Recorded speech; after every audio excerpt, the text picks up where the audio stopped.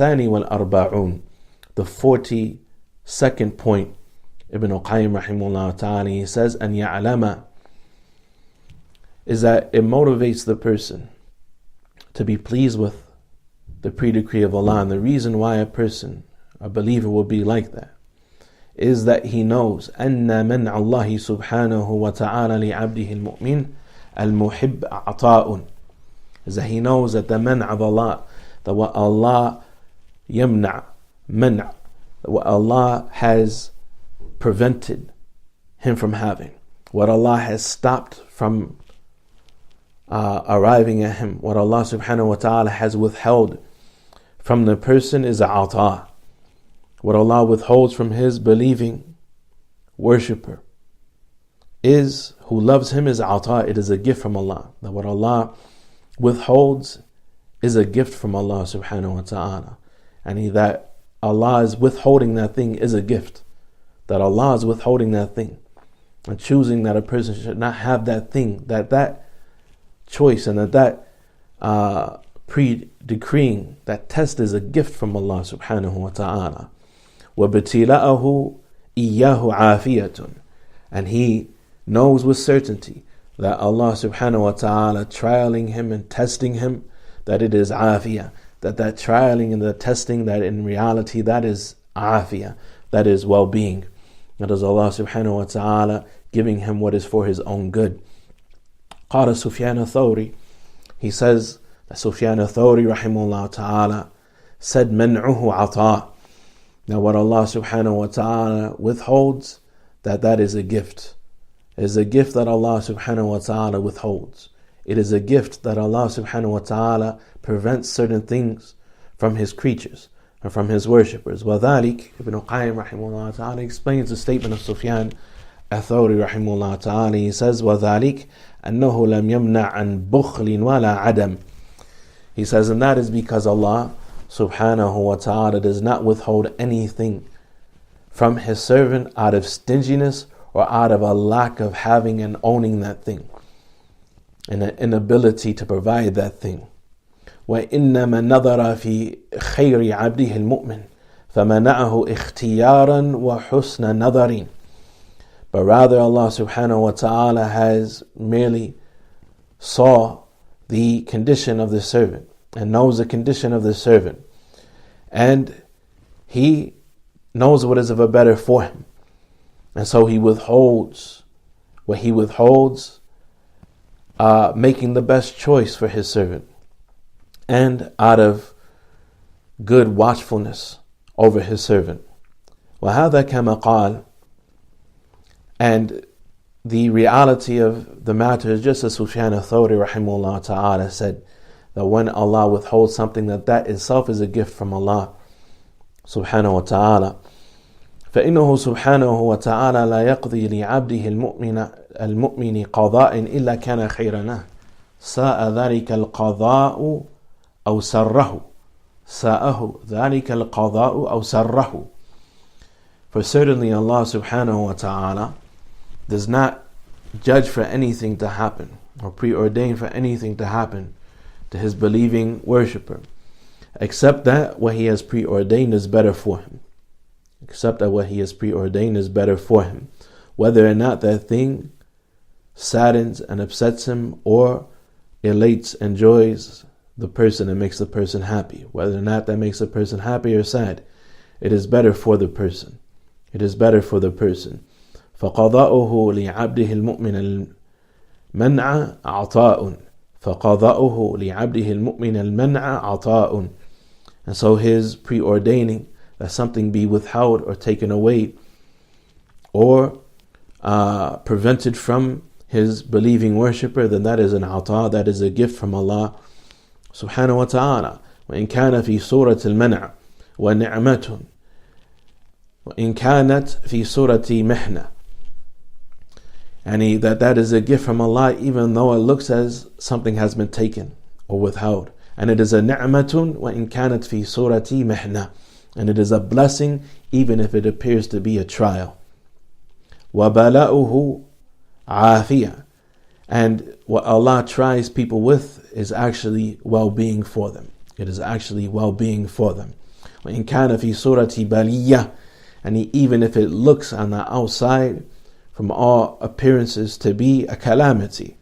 ولكن لجهل العبد وظلمه لا يعد العطاء ونعمة والعافية إلا ما التذى به في العاجل. However, unfortunately, due to the ignorance and the oppressiveness of the abd, of the servant, that he does not consider, the human being does not consider anything to be a gift or a blessing or well-being except for that which they feel ladha from, immediate pleasure from, he says, in an immediate sense. وَكَانَ مُلَائِمًا لِطَبْعِهِ, and that which is in agreement to his nature and his impulses and his wants. وَلَوْ رُزِقَ مِنَ الْمَعْرِفَةِ حَظًّا وَافِرًا لَعَدَّ الْمَنْعَ نِعْمَةً وَالْبَلَاءَ رَحْمَةً وَتَلَذَّذَ بِالْبَلَاءِ أَكْثَرَ مِنْ لَذَّتِهِ بِالْعَافِيَةِ. However, if the person was blessed by Allah and supplied with ma'rifah, of a deeper awareness and understanding, حَظًّا وَافِرًا, yani an ample amount of good awareness and understanding of the matter, لَعَدَّ الْمَنْعَ نِعْمَةً, then he would count and consider what has been withheld from him and what has been taken from him to be a blessing. وَالْبَلَاءَ رَحْمَةً, and he would consider any affliction to be a mercy. وَتَلَذَّذَ بِالْبَلَاءِ أَكْثَرْ مِنْ لَذَّتِهِ بِالْعَافِيَةِ, and he would enjoy and feel more pleasure from al-bala, from being tried and tested and being stricken with calamity, more than his pleasure that he feels during al-afiyah, during normal well-being, a normal state of affairs. وَتَلَذَّذَ بِالْفَقْرِ أَكْثَرَ مِنْ لَذَّتِهِ بِالْغِنَى, and he would enjoy poverty more than he enjoys richness and having sufficiency in his wealth. وَكَانَ فِي حَالِ الْقِلَّةِ أَعْظَمَ شُكْرًا مِنْ حَالِ الْكَثْرَةِ, and in a situation of scarcity he will be more grateful. In a situation of scarcity, of qillah, of having less, of scarcity, he will be more grateful, Ibn Qayyim says, مِنْ حَالِ الْكَثْرَةِ, than he is in a situation of al-kathra, if he had an ample amount of understanding and awareness about Allah subhanahu wa ta'ala. وَهَذِهِ كَانَتْ حَالَ salaf, and this is how the state of the salaf was, how they were. This is how they were. This was their state of being. فَالْعَاقِلُ الرَّاضِي, the person who is intelligent and pleased with Allah subhanahu wa ta'ala, مَنْ يَعُدُّ الْبَلَاءَ عَافِيَةً, is the one who considers calamity to be well-being, وَالْمَنْعَ نِعْمَةً, and what is withheld from them to be a blessing, وَالْفَقْرَ غِنًى, and poverty considers poverty to be richness. وَأَوْحَى اللَّهُ إِلَى بَعْضِ أَنْبِيَائِهِ إِذَا رَأَيْتَ الْفَقْرَ مُقْبِلًا فَقُلْ مَرْحَبًا بِشِعَارِ الصَّالِحِينَ. And it was said by some of the people in the past that Allah once revealed to some of the prophets the following, that when you see al-faqra muqbilan, when you see poverty approaching, then say marhaban bi shi'ar salihin, welcome to shi'ar salihin, to the banner and the flag of the salihin, the slogan and the banner of the salihin, the standard that they stand under and that they are identified by, the standard of the righteous. وَإِذَا رَأَيْتَ الْغِنَى مُقْبِلًا فَقُلْ ذَنْبٌ عُجِّلَتْ عُقُوبَتُهُ. And when you see wealth approaching, wealth on its way, then say that this perhaps is a sin whose punishment has been hastened. This is a sin whose punishment perhaps has been hastened. We ask Allah subhanahu wa ta'ala to give us insight and awareness and to spare us from calamity.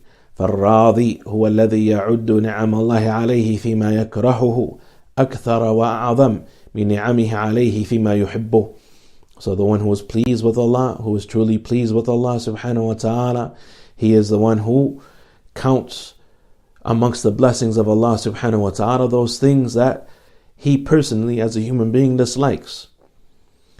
To be akthar wa a'zam, and to be more in number.